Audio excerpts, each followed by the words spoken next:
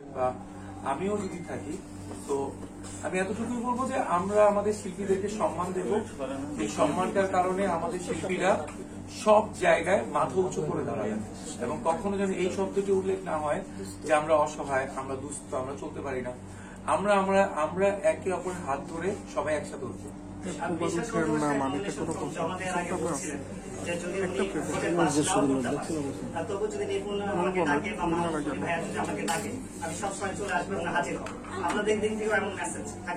আমি এই ব্যাপারে কথা বলতে চাই।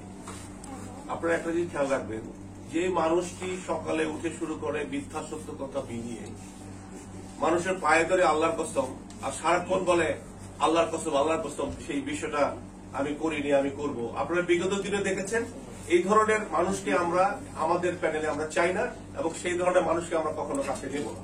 তারা বিগত দিনে যা করেছে তার প্রমাণিত কিন্তু সারা বাংলাদেশ জানে এবং আমরা সবাই জানি। অতএব আমাদের এই প্যানেলকে আমরা কখনই নষ্ট করব না। আমরা যাবো ভালো মানুষের কাছে নামতে, দুষ্ট লোকের আমরা আমাদের এখানে থাকি। সেক্ষেত্রে আপনারা পাস না করলে কি একসাথে মিলে কাজ করা সম্ভব? ইনশাল্লাহ আমরা পাস করব, এটুকু বিশ্বাস আমাদের আছে। আপনারা দেখে নেন আমাদের চেহারাগুলো, আমাদের মধ্যে কোনো পাপ নেই, কোনো মিথ্যা কথা নেই। আমরা কোনো উদ্দেশ্য নিয়ে সমিতিতে আসিনি, আমরা সমিতিতে এসেছি শিল্পীদের কাজ করার জন্য কিন্তু, এবং সেটা প্রমাণ করে দিয়েছি কিন্তু রিপু ডাক্তার। আমরা আবারও বলি কথাটা যে 103 জনে তাদের ভোটে কিন্তু সে পাস করে আসে নাই, তাদের জন্য লড়াই করে এই মানুষটি তাদেরকে কিন্তু তাদের সদস্য পদ ফিরিয়ে দিয়েছে। সাথে সাথে আমি একটা কথা বলছি, তাহলে আপনারা বলেন যে মানুষটি প্রমাণটা তো আমাদের করে ফেলেছে। এবার আমি যখন এই প্ল্যাটফর্মে এসেছি, আমি পাস করে আসলে ওর সাথে মিলে এই কাজগুলোই করবো যেগুলো আমরা ওয়াদা করবো এবং সেইগুলো কিছুর বিনিময় করবো না, সত্যিকার তাদেরকে কাজ করবে। সাংবাদিক ভাইদের উদ্দেশ্যে আমি একটা কথা বলতে চাই। আপনারা হয়তো জানেন না, আমরা কিন্তু অনেক কাজ করেছি। শিল্পীর বাসায় বাসায় গেছি, অসুস্থ শিল্পীদেরকে দেখতে গেছি, সাহায্য করছি। আমরা কিন্তু কোনো পাবলিসিটি করিনি। আমরা আপনারা বলতে পারবেন না কোনো আমরা ফেসবুকে দিয়েছি বা সরাসরি লাইভে গেছি বা তাকে বলছি ছবি ছাড়ো, আমরা এগুলো করি নাই।